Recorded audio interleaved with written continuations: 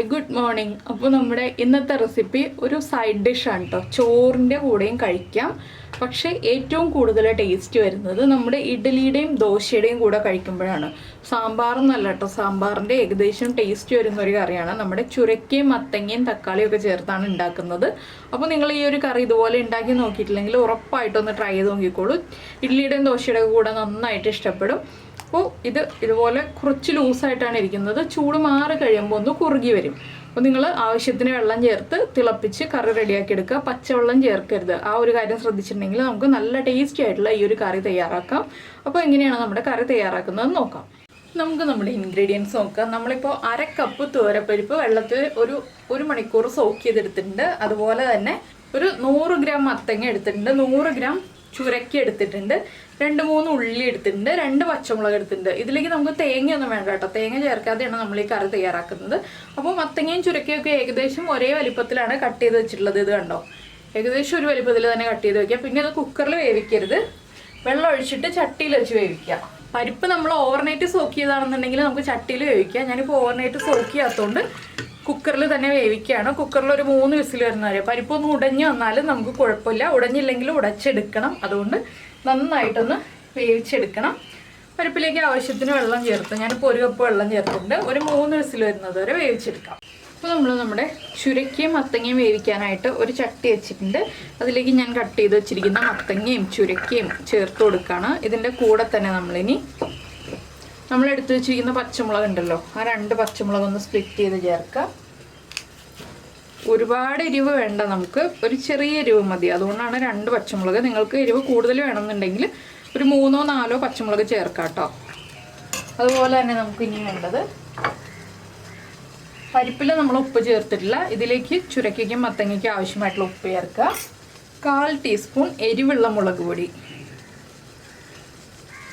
1/2 teaspoon മഞ്ഞൾപ്പൊടി, ഇനി ആവശ്യത്തിന് വെള്ളം. ഈ കഷ്ണങ്ങൾ വേവാൻ ആവശ്യമായ വെള്ളം. കുറച്ച് വെള്ളം കൂടിയെന്ന് വെച്ചിട്ട് കുഴപ്പമില്ല, നമുക്ക് ഉടച്ചെടുക്കാനുള്ളതാണ്.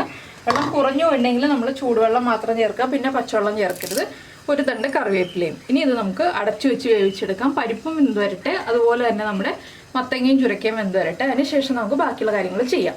അപ്പോൾ നമ്മുടെ ചുരക്കയും മത്തങ്ങയും ഒക്കെ കുക്കായി വന്നിട്ടുണ്ട്. ഇനി ഇതിലേക്ക് നമുക്ക് പുളിക്കായിട്ട് ചെറിയൊരു തക്കാളി മുറിച്ച് ചേർക്കാം. ഇല്ലാന്നുണ്ടെങ്കിൽ നിങ്ങൾ വാളൻപുളി ഒരു ചെറിയ ചെറുനാരങ്ങ വലിപ്പത്തിൽ പിഴിഞ്ഞ് ചേർത്തുള്ളൂ കേട്ടോ. പക്ഷെ ചെറുനാരങ്ങ വലിപ്പത്തിൽ വാളൻപുളി ചേർക്കുന്നതിനേക്കാൾ ടേസ്റ്റ് നമ്മുടെ തക്കാളി ചേർക്കുന്നതാണ്. തക്കാളിയുടെ പുളിയാണ് കറിക്ക് ടേസ്റ്റ് ഉണ്ടാവുക, കൂടുതൽ ടേസ്റ്റ് കൊടുക്കുക. ഇനി നമുക്ക് ഇതെല്ലാം ചേർത്തൊന്ന് ഇളക്കി മിക്സ് ചെയ്യണം. ഞാനിപ്പോൾ കുഴിവില്ലാത്ത ചട്ടി വെച്ചിരിക്കുന്നതുകൊണ്ട് ഇളക്കി മിക്സ് ചെയ്യാനൊക്കെ ചെറിയ ബുദ്ധിമുട്ടുണ്ട്. ഈ തക്കാളിയുടെ തൊലി ഒന്ന് വിട്ട് വന്നാൽ മതി കേട്ടോ. ഒരുപാട് തക്കാളി ഉടഞ്ഞു പോകരുത്. നമ്മുടെ മത്തങ്ങയൊക്കെ ഇത് കണ്ടോ, നന്നായിട്ട് വെന്ത് വന്നിട്ടുണ്ട്, ഉടഞ്ഞു തുടങ്ങുന്നുണ്ട്. അതുപോലെ തന്നെ ചുരക്കയാണെങ്കിലും കുക്കായി വന്നിട്ടുണ്ട്. നമ്മളിതുപോലെ ഒന്ന് പ്രസ് ചെയ്ത് കൊടുക്കുകയാണെങ്കിൽ ചുരക്കയും കട്ടായി വരുന്നുണ്ട്. ഇനി നമുക്കിതിലേക്ക് നമ്മുടെ പരിപ്പ് വേവിച്ചതുണ്ടല്ലോ, പരിപ്പ് വേവിച്ചത് വേവ് കുറവാണെങ്കിൽ നന്നായിട്ട് ഉടച്ച് ചേർക്കുക. അല്ലെങ്കിൽ 1-2 വിസിൽ വരുന്നത് വരെ ഒന്നുകൂടി വേവിച്ചിട്ട് ഉടച്ച് ചേർക്കുക. ഞാനിപ്പോൾ വേവിച്ച പരിപ്പ് കറക്റ്റായിട്ട് ഉടഞ്ഞു വന്നിട്ടുണ്ട്. അപ്പോൾ പരിപ്പ് വേവിച്ചതും കൂടി നമുക്കിതിലേക്ക് ചേർത്ത് കൊടുക്കാം.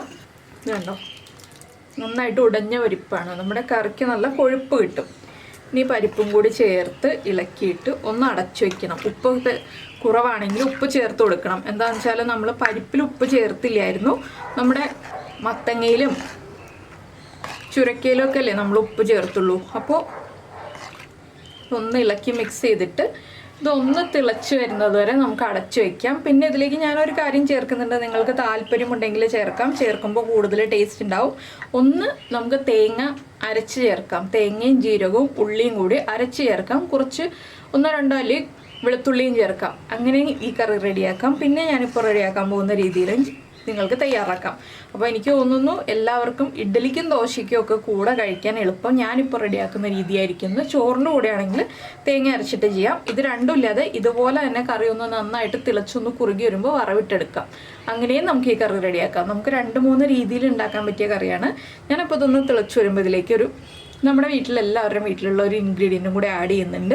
കറിയുടെ കുറച്ചുകൂടി ടേസ്റ്റ് കൂട്ടാനായിട്ട് നിങ്ങൾക്ക് താല്പര്യമുണ്ടെങ്കിൽ ആഡ് ചെയ്തോളൂ കേട്ടോ. ആഡ് ചെയ്ത് കഴിഞ്ഞിട്ട് എങ്ങനെ ഉണ്ടായിരുന്നു എന്ന് പറയണം.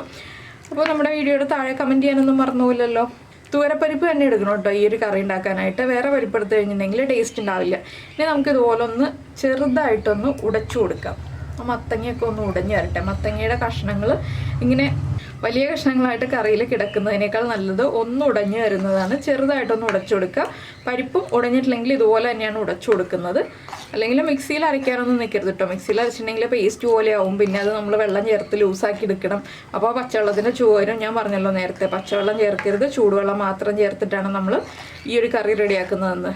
ഇനിയിപ്പോൾ ഞാൻ ഇതിലേക്ക് നമ്മുടെ ഒരു സ്പെഷ്യൽ ഇൻഗ്രീഡിയൻറ്റും കൂടി ചേർക്കാൻ പോവാണ്. ഇപ്പോൾ എൻ്റെ കയ്യിലുള്ളത് സാമ്പാർ പൊടിയാണ്. ഏത് ബ്രാൻഡ് സാമ്പാർ പൊടിയായാലും നമ്മുടെ വീട്ടിലുള്ള സാമ്പാർ പൊടിയായാലും ഒന്നും കുഴപ്പമില്ല കേട്ടോ. ഒരു 3/4 ടീസ്പൂൺ ചേർത്ത് കൊടുക്കാം. ഇഡ്ഡലിയുടെയും ദോശയുടെയും ഒക്കെ കൂടെ കഴിക്കുമ്പോൾ നല്ലൊരു കോമ്പിനേഷൻ ആയിരിക്കില്ലേ ഈ ഒരു സാമ്പാർ പൊടിയുടെ ഫ്ലേവറും കൂടി നമ്മുടെ കറിയിലേക്ക് വരുന്നത്. കായം ഉലുവ അങ്ങനെ ഒന്നും ചേർക്കുന്നില്ല കേട്ടോ. ഞാനിപ്പോൾ സാമ്പാർ പൊടി മാത്രമേ ചേർത്തിട്ടുള്ളൂ. ഇത് സാമ്പാറല്ല കേട്ടോ, നമ്മൾ ഈ ഒരു കറിക്ക് ഒരു ഫ്ലേവർ കിട്ടാൻ വേണ്ടി ആഡ് ചെയ്തതാണ് സാമ്പാർ പൊടി. അപ്പോൾ ഇനി ഇതൊന്നുകൂടി ഒന്ന് തിളച്ച് വരട്ടെ. അപ്പോൾ നമുക്ക് ഉപ്പും എരിവും ഒക്കെ ചെക്ക് ചെയ്യാം. ഉപ്പ് കുറവാണെങ്കിൽ ഉപ്പ് ചേർത്ത് കൊടുക്കാം. എരിവ് കുറവാണെങ്കിൽ 1-2 പച്ചമുളക് സ്പ്ലിറ്റ് ചെയ്ത് ചേർക്കാം. അപ്പോൾ ഞാനിപ്പോൾ ടേസ്റ്റ് ചെയ്ത് നോക്കി, ഉപ്പ് കുറവാണ്.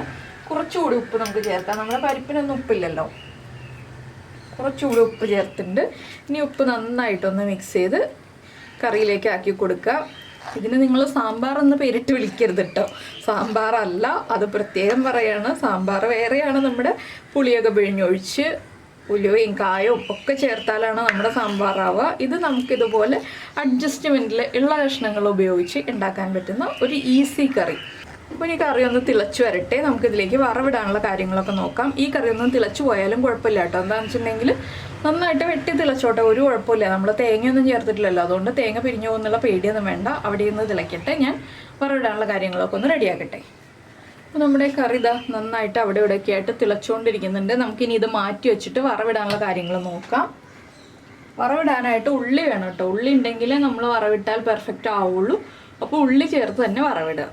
അപ്പോൾ നമ്മൾ വറവിടാനായിട്ട് ഒരു ചട്ടി വെച്ചിട്ടുണ്ട്. ഈ ചട്ടി നമ്മളിപ്പോൾ കറി ഉണ്ടാക്കിയ ചട്ടി മൺചട്ടി ആയതുകൊണ്ട് അത് വീണ്ടും ഇരുന്ന് ആ ചട്ടിയുടെ ചൂടിലിരുന്ന് കറിയൊക്കെ തിളച്ച് വരും കേട്ടോ. അപ്പോൾ നിങ്ങൾ അതൊന്ന് ഇടയ്ക്കൊന്ന് ഇളക്കി കൊടുക്കുക, ചട്ടിയിൽ പിടിക്കാതിരിക്കാൻ. പരിപ്പൊക്കെ ആണല്ലോ, അതുകൊണ്ടാണ് ഒന്ന് ഇടയ്ക്കൊന്ന് ഇളക്കി കൊടുക്കുക എന്ന് പറയുന്നത്. എപ്പോഴും ഇളക്കി കൊടുക്കേണ്ട. ഇനി നമ്മുടെ വറവിടാനുള്ള ചട്ടി ചൂടായി വരുമ്പോൾ നമുക്ക് അതിലേക്ക് വെളിച്ചെണ്ണ ചേർക്കാം. വെളിച്ചെണ്ണയിൽ തന്നെ വറവിടണം. ഞാനൊരു 3 ഉള്ളി റൗണ്ടിൽ കട്ട് ചെയ്ത് വെച്ചിട്ടുണ്ട്. 2 വറ്റൽമുളക് എടുത്ത് വെച്ചിട്ടുണ്ട്. കുറച്ച് കടുക്. ഇതൊക്കെയാണ് നമ്മൾ വറവിടാനായിട്ട് ഉപയോഗിക്കുന്നത്. അപ്പോൾ നമ്മുടെ വെളിച്ചെണ്ണ ചൂടായി വന്നിട്ടുണ്ട്. നമുക്കിതിലേക്ക് 1 ടീസ്പൂൺ കടുക് ചേർത്ത് കൊടുക്കാം. കടുകിൻ്റെ കൂടെ തന്നെ നമ്മൾ കട്ട് ചെയ്ത് വെച്ചിരിക്കുന്ന ഉള്ളി,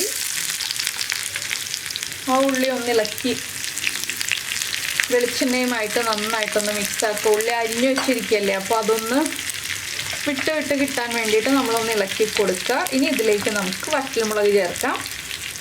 2-3 വറ്റൽമുളക് ചേർക്കാം കേട്ടോ. ഞാനിപ്പോൾ 2 എടുത്തുവെന്നേ ഉള്ളൂ. അതുപോലെ തന്നെ നമുക്ക് കറിവേപ്പിലയും ചേർത്ത് കൊടുക്കാം. 2 തണ്ട് കറിവേപ്പില. ഇതെല്ലാം ചേർത്ത് ഇളക്കി നമ്മുടെ ഉള്ളിയുടെ കളറൊക്കെ ഒന്ന് മാറി വരുന്നത് വരെ ഇളക്കി കൊടുക്കുക. ഉള്ളി വല്ലാതെ ബ്രൗൺ ആവരുത്. ഉള്ളി മൂത്തൊരു നല്ല മണം വരും കേട്ടോ. അപ്പോൾ നമ്മളിത് കറിയിലേക്ക് ചേർത്ത് കൊടുക്കുക. കറിവേപ്പിലൊക്കെ ഒന്ന് മൊരിഞ്ഞ് വരട്ടെ. അപ്പോൾ നമ്മുടെ ചാനൽ ആദ്യമായിട്ട് കാണുകയാണ്. നമ്മുടെ വീഡിയോ പ്രസൻറ്റ് ചെയ്യുന്ന രീതിയൊക്കെ ഇഷ്ടമായിരുന്നുണ്ടെങ്കിൽ നമ്മുടെ ചാനലൊന്ന് സബ്സ്ക്രൈബ് ചെയ്ത് സപ്പോർട്ട് ചെയ്യണേ. സബ്സ്ക്രൈബ് ചെയ്യുന്നതിന് ഈ വീഡിയോയുടെ താഴെയുള്ള ആ റെഡ് സബ്സ്ക്രൈബ് ബട്ടൺ ഒന്ന് ക്ലിക്ക് ചെയ്യുക. അതിൻ്റെ റൈറ്റ് സൈഡിലുള്ള ബെല്ലൈക്കണും ക്ലിക്ക് ചെയ്യുക. അപ്പോൾ ഓളെന്ന് പറഞ്ഞിട്ട്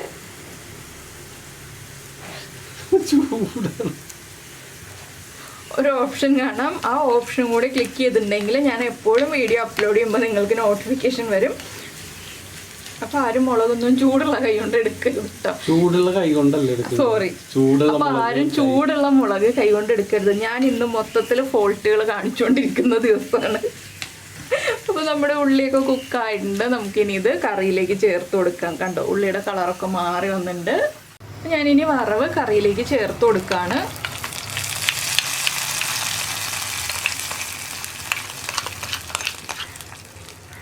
കണ്ടോ, നമ്മുടെ കറി റെഡി ആയി കഴിഞ്ഞു.